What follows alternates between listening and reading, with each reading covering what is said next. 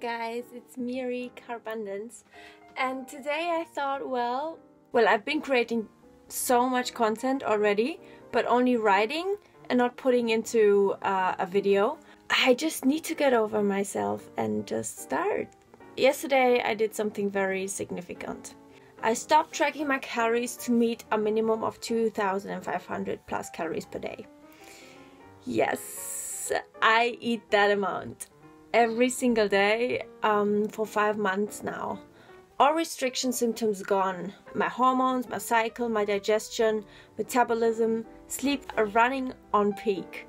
I've tracked my intake after months and years of unconscious chronic undereating. That was around 1,800 calories. Due to parasitic infestation, but I didn't know back then, food phobias, anything I ate gave me severe pain. That chronic calorie deficit had led my brain to become quite orthorexic and anorexic as well, as a biological starvation response. And the thing is, we long know already that this happens all the time with chronic dieting, and that the cause of many mental eating disorders is actually physical, and that is a thing. There is the science behind that, and I'm going to go deeply into that in my future videos. Many mental eating disorders or also dieting, metabolism issues are of physical nature, of physical cause, but no one talks about it. Thought patterns from long ago, when I was 14, that is when I had full-blown anorexia. I also was at a clinic. These thought patterns somehow got reactivated again in the past couple years without me noticing, because it was just very slowly, I guess, and because I couldn't digest and handle what I ingested for a long time. I couldn't help but develop food fears and kind of disordered thoughts. But it was never my goal to restrict, but turns out, like in hindsight, I did restrict a lot because I thought I had to, because I felt forced to do that, because I had severe pain. So why did I track calories in the first place, and why did I stop? So you might think tracking is disordered, Miri.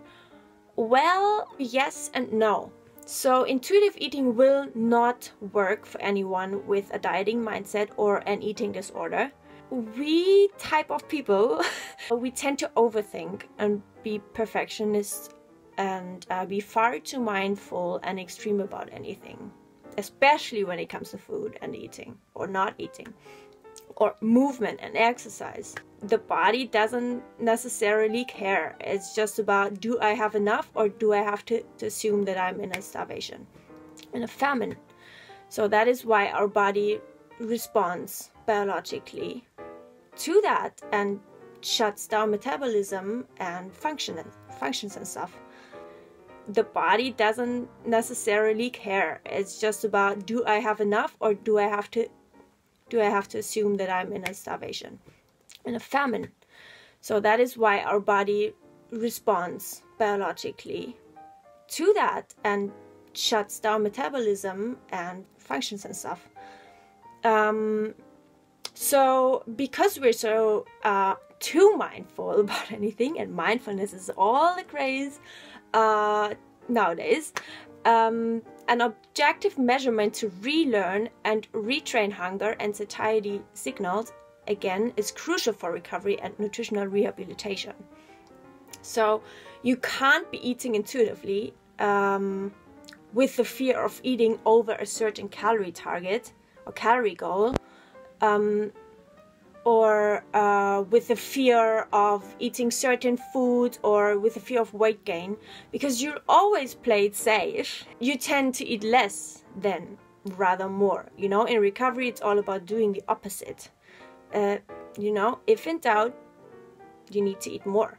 So that's what I did for the past 5 months.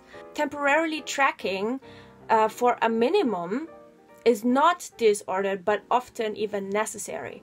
In fact, it can be incredibly healing. It was to me. So yeah, to actually really comprehend how freaking much my body needs to reuptake, reinitiate, maintain, and optimize its functions. In my personal surrounding, I know no one who is eating a minimum. I only know people that are eating a maximum of a maximum calorie target, if that makes sense. And that alone is a reason why I have to create this content, because I see so many women struggling with metabolism and hormone and period and digestive issues. Like it really bothers me that this is not a topic publicly. But yeah, so there will be tons of info coming on that. Make sure you subscribe. The important thing about tracking in recovery is not letting our food intake be determined by the numbers we see. I mean, that goes without saying. We have to eat without restriction. The tracking is just for, if you want, for statistic purposes.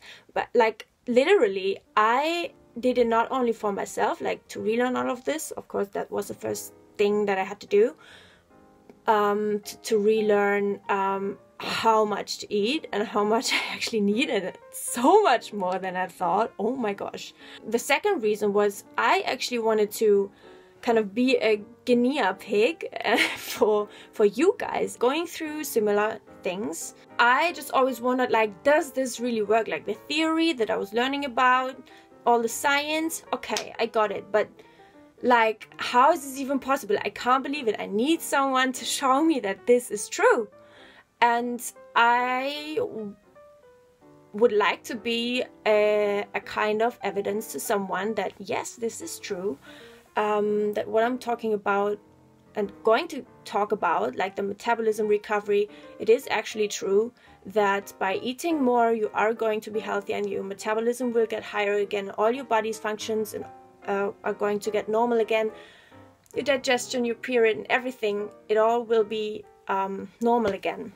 All the restriction symptoms that you didn't think would be somehow related to restricting, but they are. I also did it for you guys, to be able to show you, like, this is how much I ate for 5 months, and of course I'm going to continue that, but just without tracking, because, you know, I need to step up my game and put my recovery first, like first priority, and I can't continue tracking just for other people, you know. It's just at some point you just I think it already served its purpose, which is seeing how it actually influences and directly impacts my cycle, my body temperature, like my basal body temperature that I take every day for contraception purposes, and also like, yeah, how my digestion is, how my stool is, how my constipation is, or like, you know, there's direct correlations between all of them, like between my calorie intake and all of these factors. But that's just a spoiler for now. Not being determined by the numbers, that's what I did while tracking, but always doing the opposite of what the dieting or eating disordered voices tell you. So the goal is when you can trust your body signals again, and it can trust you again. That takes a while after chronic starvation. Yeah, the goal is then to let go of all control. All control. That is, you know, tracking is also a kind of controlling. Like, also for me, it made me feel safe. At the beginning, it was always like, yes, I don't want to eat too less, because I actually saw how it got me there.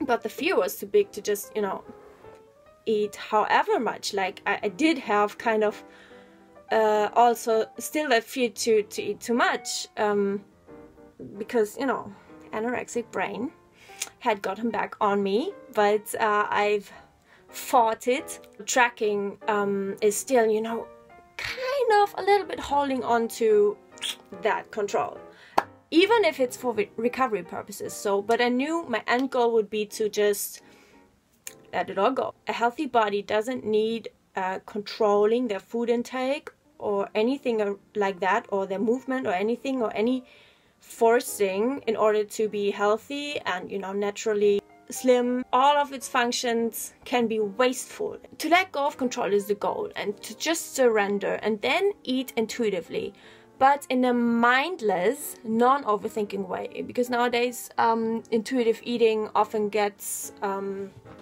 thrown into the same basket like the mindful eating, you know, just, you know, think into yourself, am I really hungry or am I not? Like, I don't know. And then you start to overthink and, oh, maybe I didn't earn it yet. Like, I should move first. And I don't know, I don't feel so good today. And maybe I'm just thirsty, you know?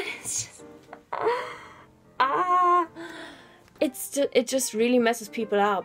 Eating is so simple. It's literally just, you know, eat when you're hungry. And, you know, in the beginning, your physical and your mental hunger will be all out of whack. And for me, in the beginning, it was just mental hunger as crazy when I physically couldn't fit in anymore. Why did I stop? Because I think you have to reach a certain point, which I just said, to be able to do that in a healthy way and not slip back into a kind of relapse or something. My restriction symptoms, I got into that in future videos, which exactly they were. I went away within 1 week only.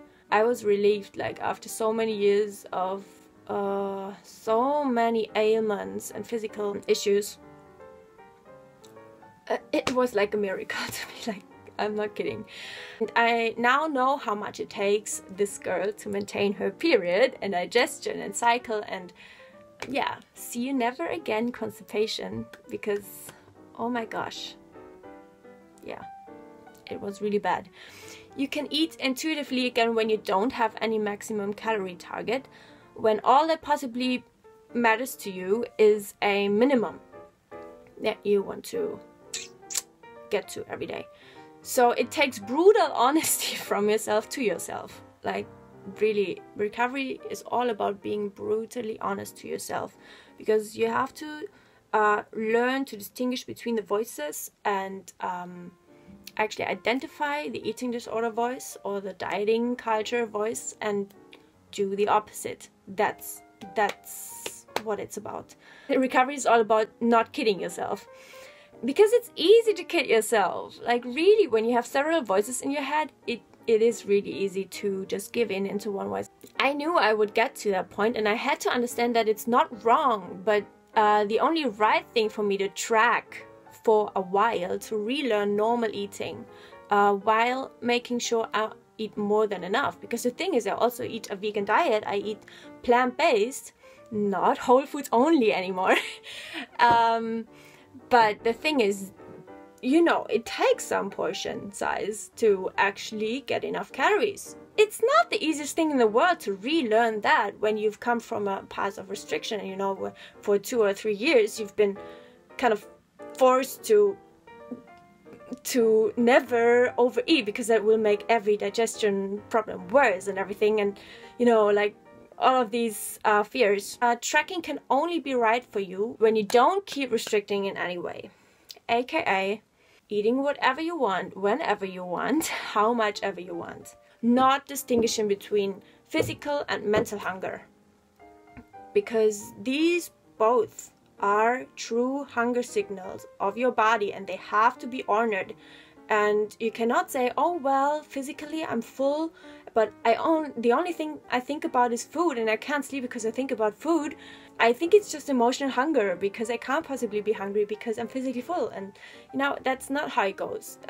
In this readjustment phase, it's so important to understand that you will have to force feed yourself to a certain extent, because you have to literally stretch your capacities to eat more food. I guess I'll leave it with that for today. It's quite a long video already. If you've watched until here, you have my heart, and I see you in my next video. Bye!